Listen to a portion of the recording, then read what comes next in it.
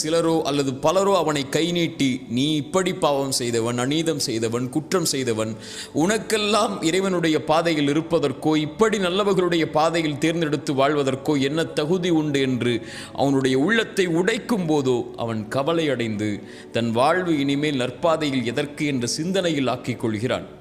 இறை நம்பிக்கை கொண்டவன் கடந்த காலத்தில் செய்த பாவத்திலிருந்து மீண்டதற்கு பிறகு ஒருபோதும் அதை குறித்து கவலையடைய வேண்டிய அவசியமில்லை. இறைமறை சொல்லுகிறது, வல்லதீன இதா ஃபஅலு ஃபாஹிஷதன் அவ் ஸலமு அன்ஃபுஸஹும் ஸக்கருல்லாஹ்.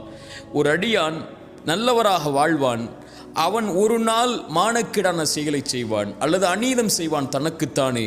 அப்படி ஒரு கால் பாவம் செய்தாலும் கூட அவன் இறைவனை நினைவு கூறுவான். அந்த பாவத்திற்கு பிறகு தன்னை மீட்டெடுத்து நல்ல பாதையில் அமைத்து கொள்ள வேண்டும் என்ற அந்த பாவத்திலிருந்து படிப்பினை பெற்று வாழ ஆரம்பிப்பான்.